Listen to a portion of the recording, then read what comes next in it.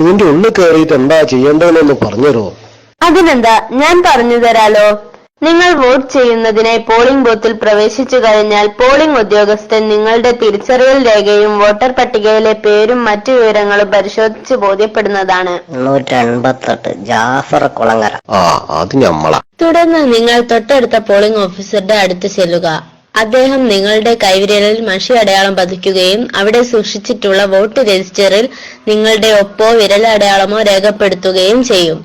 അവിടെ നിന്ന് നിങ്ങൾക്ക് വോട്ട് ചെയ്യുവാനുള്ള ഒരു സ്ലിപ്പ് ലഭിക്കും.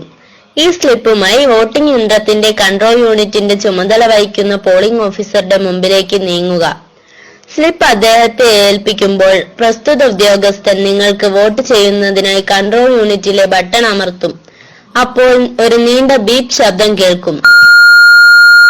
നിങ്ങൾ ഉടൻ തന്നെ വോട്ടിംഗ് കമ്പാർട്ട്മെന്റിലേക്ക് പോവുക. അതിനുള്ളിൽ 3 ബാലറ്റ് യൂണിറ്റുകൾ വോട്ട് രേഖപ്പെടുത്താൻ പാകത്തിൽ സജ്ജമാക്കിയിട്ടുണ്ടാകും. സ്ഥാനാർത്ഥികളുടെ എണ്ണത്തിനനുസരിച്ച് ഇതിൽ മാറ്റം വരാം. ഓരോ ബാലറ്റ് യൂണിറ്റിന്റെയും ഏറ്റവും മുകളിൽ ഇടതുവശത്തായി പച്ച നിറത്തിലുള്ള ഓരോ ചെറിയ ലൈറ്റ് തെളിഞ്ഞു കാണാവുന്നതാണ്. ഇത് ബാലറ്റ് യൂണിറ്റുകൾ വോട്ട് രേഖപ്പെടുത്തുവാൻ തയ്യാറാണെന്ന് വ്യക്തമാക്കുന്നു. നിങ്ങൾ ഗ്രാമപഞ്ചായത്ത്, ബ്ലോക്ക് പഞ്ചായത്ത്, ജില്ലാ പഞ്ചായത്ത് എന്നീ തലങ്ങളിലേക്ക് ഓരോ വോട്ട് വീതം ആകെ 3 വോട്ടുകളാണ് രേഖപ്പെടുത്തേണ്ടത്. വോട്ടിംഗ് കമ്പാർട്ട്മെന്റിൽ വെച്ചിട്ടുള്ള 3 യൂണിറ്റുകൾ ഗ്രാമപഞ്ചായത്ത്, ബ്ലോക്ക് പഞ്ചായത്ത്, ജില്ലാ പഞ്ചായത്ത് എന്നീ ക്രമത്തിലാണ് സജ്ജീകരിച്ചിരിക്കുന്നത്. ആദ്യത്തെ ബാലറ്റ് യൂണിറ്റിൽ ഗ്രാമപഞ്ചായത്ത് വാർഡിൽ മത്സരിക്കുന്ന സ്ഥാനാർത്ഥികളുടെ പേരും അവരുടെ ചിഹ്നവും അടങ്ങുന്ന വെള്ള നിറത്തിലുള്ള ലേബൽ ആയിരിക്കും പതിച്ചിരിക്കുന്നത്. നിങ്ങൾ വോട്ട് ചെയ്യാൻ ആഗ്രഹിക്കുന്നത് ഇതിലേത് സ്ഥാനാർത്ഥിക്കാണോ ആ സ്ഥാനാർത്ഥിയുടെ ചിഹ്നത്തിന് നേരെയുള്ള ബട്ടണിൽ വിരൽ അമർത്തിയാൽ ഒരു ചെറിയ ബീപ്പ് ശബ്ദം കേൾക്കുന്നതും അതോടൊപ്പം സ്ഥാനാർത്ഥിയുടെ ചിഹ്നത്തിന് നേരെ ഒരു ചെറിയ ചുവന്ന ലൈറ്റ് പ്രകാശിക്കുന്നതുമാണ്. ഇപ്രകാരം ശബ്ദം കേൾക്കുകയും ലൈറ്റ് പ്രകാശിക്കുകയും ചെയ്താൽ നിങ്ങളുടെ വോട്ട് രേഖപ്പെടുത്തി കഴിഞ്ഞു എന്ന് കരുതേണ്ടതാണ്.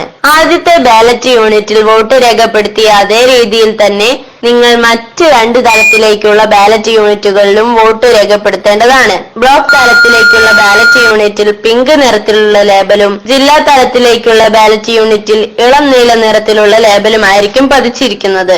മേൽപ്രകാരം 3 തലത്തിലേക്കുമുള്ള ബാലറ്റ് യൂണിറ്റുകളിലും ക്രമമായി വോട്ട് രേഖപ്പെടുത്തി കഴിയുമ്പോൾ ഒരു നീണ്ട ബീപ്പ് ശബ്ദം കേൾക്കുന്നതും നിങ്ങളുടെ വോട്ടിംഗ് പൂർത്തിയാകുന്നതുമാണ്. ഇതെന്തിനാ ചോളവട്ടെ? ഏതെങ്കിലും ഒന്നോ അതിലധികമോ തലത്തിലെ ഈ ബാലറ്റ് യൂണിറ്റിൽ വോട്ട് രേഖപ്പെടുത്താൻ താല്പര്യമില്ലാതിരുന്നാൽ അവസാനത്തെ ബാലറ്റ് യൂണിറ്റിലെ അവസാന ബട്ടൺ അമർത്തി വോട്ടിംഗ് പൂർത്തിയാക്കേണ്ടതാണ്. ഈ ബട്ടൺ അമർത്തുമ്പോൾ വോട്ടിംഗ് പൂർത്തിയായി എന്ന് വ്യക്തമാക്കുന്ന നീണ്ട ഒരു ബീപ്പ് ശബ്ദം കേൾക്കാവുന്നതാണ്. ഒരേ സമയം ഒന്നിൽ കൂടുതൽ ബട്ടൺ അമർത്തിയാലും ഒരു വോട്ട് മാത്രമേ രേഖപ്പെടുത്തുകയുള്ളൂ. അതുപോലെ ഒന്നിൽ കൂടുതൽ തവണ ഒരേ ബട്ടണിൽ അമർത്തിയാലും ഒരു വോട്ട് മാത്രമേ രേഖപ്പെടുത്തുകയുള്ളൂ. ഭാഗികമായി മാത്രം വോട്ടുകൾ രേഖപ്പെടുത്തുമ്പോൾ യന്ത്രത്തിലെ വോട്ടിംഗ് പ്രക്രിയ പൂർത്തിയാക്കുന്നതിനു വേണ്ടി മാത്രമേ എൻഡ് ബട്ടൺ ഉപയോഗിക്കാവൂ. 3 തലത്തിലെയും വോട്ട് രേഖപ്പെടുത്തി കഴിഞ്ഞിട്ടുണ്ടെങ്കിൽ എൻഡ് ബട്ടൺ അമർത്തേണ്ട ആവശ്യമില്ല. എൻഡ് ബട്ടൺ അമർത്തി കഴിഞ്ഞാൽ ആ വോട്ടർക്ക് പിന്നീട് ആർക്കും വോട്ട് ചെയ്യുവാൻ സാധിക്കുന്നതല്ല. നിങ്ങൾ വോട്ട് ചെയ്യുന്നതിനുള്ള രഹസ്യ സ്വഭാവം കാത്തു സൂക്ഷിക്കാൻ ബാധ്യസ്ഥനാണ്. നിങ്ങൾക്ക് എന്തെങ്കിലും സംശയമോ പ്രയാസമോ അനുഭവപ്പെടുന്നുണ്ടെങ്കിൽ പ്രിസൈഡിംഗ് ഓഫീസറോട് പറയാൻ മടിക്കരുത്. അദ്ദേഹം നിങ്ങളെ സഹായിക്കുന്നതാണ്. വോട്ട് രേഖപ്പെടുത്തി കഴിഞ്ഞാൽ അടുത്ത ആളിന് വോട്ട് ചെയ്യാനായി എത്രയും വേഗം വോട്ടിംഗ് കമ്പാർട്ട്മെന്റ് വിട്ട് പുറത്തു പോകേണ്ടതാണ്. തെറ്റാണ്ട് വോട്ട് ചെയ്യാൻ പറ്റുമല്ലോ, സമാധാനായി.